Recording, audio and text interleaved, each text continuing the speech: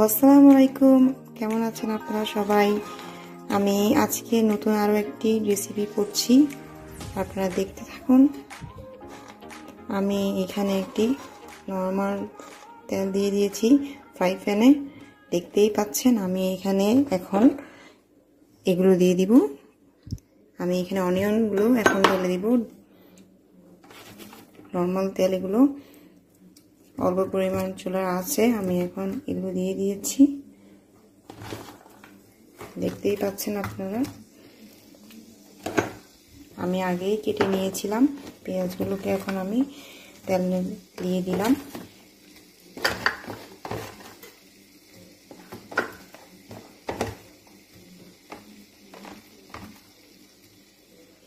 সাথে কিছু অল্প পরিমাণ কাঁচামরিচ দিয়ে দিলাম, মাঝখানে কিছু অল্প ফেলে দিলাম যাতে স্মেলটা হয় রান্নাতে।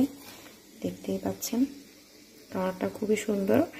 এই কাঁচামরিচগুলো আপনার পেকে গেলেও আমার নিচের গাছের কাঁচামরিচ এগুলো।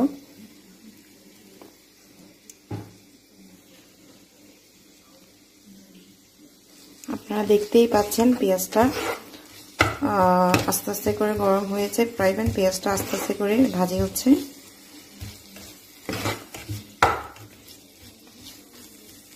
আমি এখনো লবণ দিই নাই। অনেকজনে এই পেঁয়াজ ভাজি করার সময় আপনার লবণ দিয়ে দেয়, যেটা ভাজি করার সময় লেগে যায় পেঁয়াজটি। তো আমি লবণটা পরে দিব, যখন মশলা দিয়ে দিব তখন আমি পেঁয়াজটা দিয়ে দিব যাতে সহজে গলে যায়, তখন মশলাটাও ভালোভাবে কষিয়ে আসতে পারে। আমি নাড়ছি যাতে পেঁয়াজটা পুড়ে না যায়।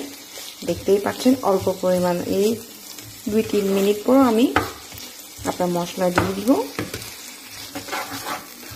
পেঁয়াজটি এখন ব্রাউন কালার হয়ে আসছে হালকা হালকা করে। এখন আমি মশলা দেওয়ার আগে আমি এখন এই পানিগুলো দিব অল্প অল্প পরিমাণ।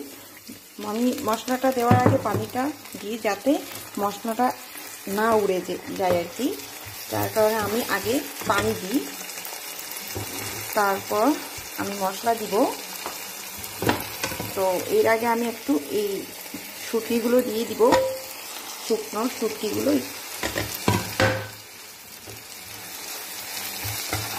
যাতে ভালো একটা ফ্লেভার গ্রাউন্ড আসবে। তারপর আমি এখন দিব আপনার মশলা, পাপরিকা, হলুদ, এগুলো দিব আমি এখন। দেখতেই পাচ্ছেন এই পরিমাণ। তারপর অল্প হলুদ দিচ্ছি এই পরিমাণ।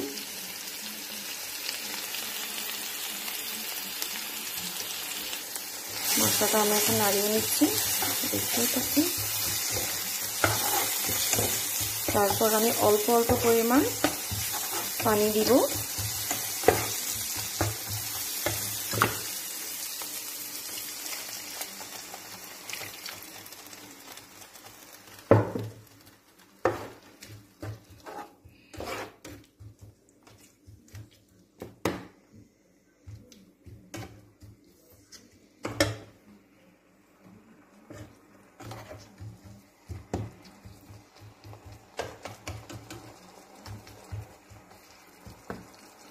ঠিক আমি এখন পরিমাণ মতো আমার লবণটা দিয়ে দিব, দেখতেই পাচ্ছেন।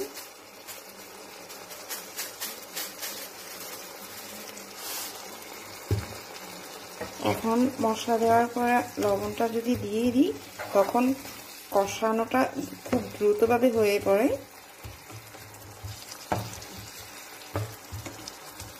মশলা যতক্ষণ কষবে না ততক্ষণ পর্যন্ত আমি কোনো সবজি তরকারি এখানে দিব না।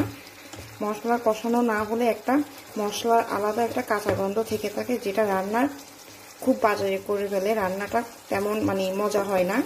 তো মশলা কষিয়ে তারপর সবজিটা দিয়ে দিলে তারপর রান্নাটা খেতে খুবই মজা। অনেকজনে না কষিয়ে দিয়ে দেয় তরকারিগুলো, তো ওটা আমার কাছে তেমন একটা ভালো লাগে না। যতক্ষণ পর্যন্ত তেল উঠবে না ততক্ষণ পর্যন্ত আমি অপেক্ষা করব আর কি।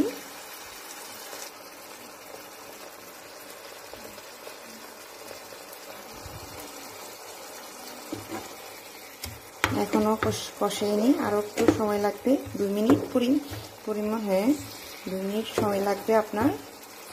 তারপর আমি সবজি দিয়ে দিব।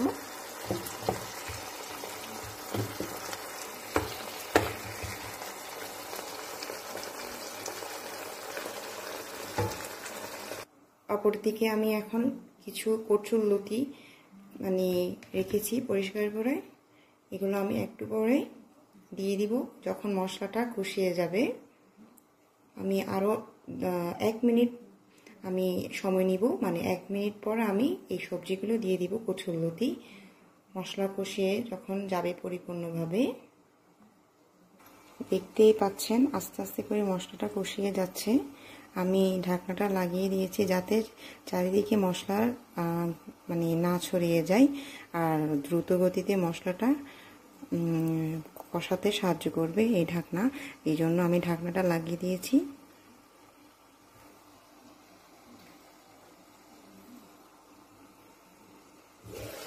দেখুন এটা ভাপ আসছে, আস্তে আস্তে করে মশলাটা কষিয়ে যাচ্ছে, দেখতেই পাচ্ছেন আপনারা। আমি এখন একটু নাড়িয়ে নেব।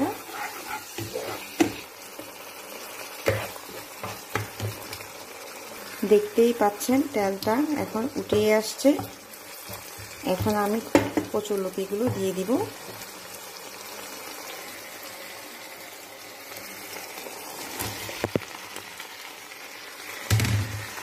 এখন আমি এগুলো একটু নাড়িয়ে নিচ্ছি।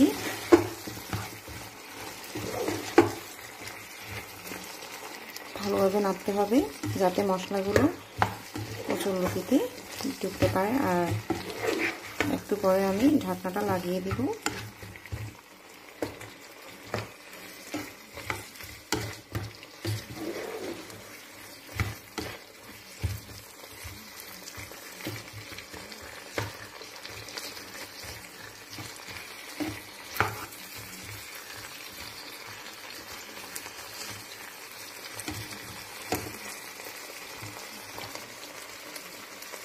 এখানে আমি একটু অল্প পরিমাণ পানি দিব।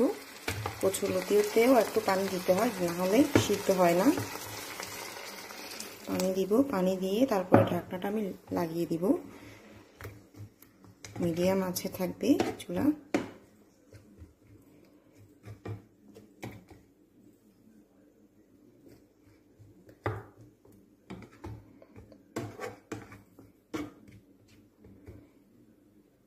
এখন আমি ঢাকনাটা তুলে নিব। এখন তেল ফুটে আসছে, অল্প পরিমাণে লবণ দিয়েছি। তারপর এখন আমি এখানে লেবু দিব। এখানে আমার হাতের কিনারে এখন মানে যে বেলেম্বু বলে, ওই বেলেম্বুটা আমার হাতের কিনারে নেই, সেক্ষেত্রে আমি এখন লেবুগুলো ব্যবহার করব। লেবু দিব আমি এখানে। অলরেডি এটা লতিটা আপনার কচুরলতিটা দ্রুত গতিতে সিদ্ধ হয়ে পড়েছে। আমি এখন দিয়ে দিব লেবুগুলো দিয়ে দিব আমি এখন। দেখতেই পাচ্ছেন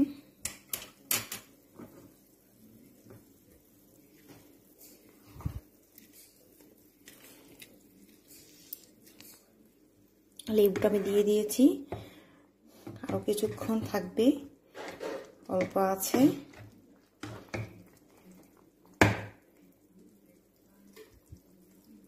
আমি আবারও ঢাকনাটা লাগিয়ে দিব। আরো 10 মিনিট থাকবে এভাবেই। তারপর আমি কিছু আবার কাঁচামরিচ দিয়ে দিব উপরে যাতে ঘ্রাণটা আসে।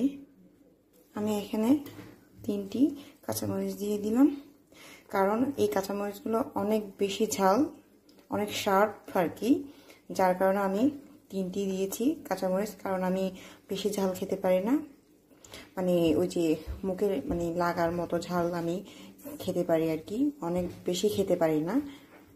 আর আমি এগুলোকে ফেলে দিই না, দিনই কাঁচামরিচগুলোকে আমি একটু ডিরেক্ট দিয়ে দিয়েছি কারণ এটা জাস্ট ফ্লেভার আসবে, একটা স্মেল।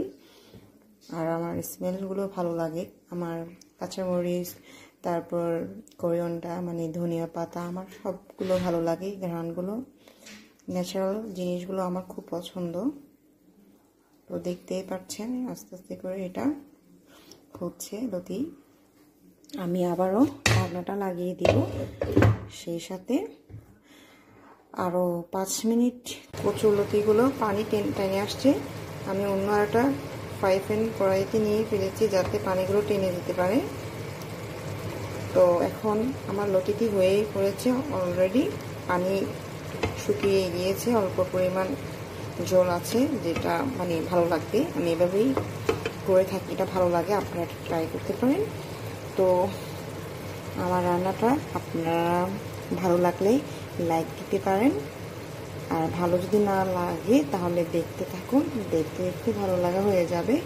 আর আমার যদি কোনো কিছু ভুল হয়ে থাকে তাহলে আপনারা সবাই আমাকে কমেন্ট বক্সে কমেন্ট করতে পারেন। আর ভালো যদি লেগে থাকে তাহলে লাইক করেন, শেয়ার করেন। আবারও নতুন কোনো কিছু নিয়ে চলে আসবো আপনাদের মাঝে। আজকে এতটুকুই, ভালো থাকবেন সবাই, আল্লাহ হাফেজ, বাই।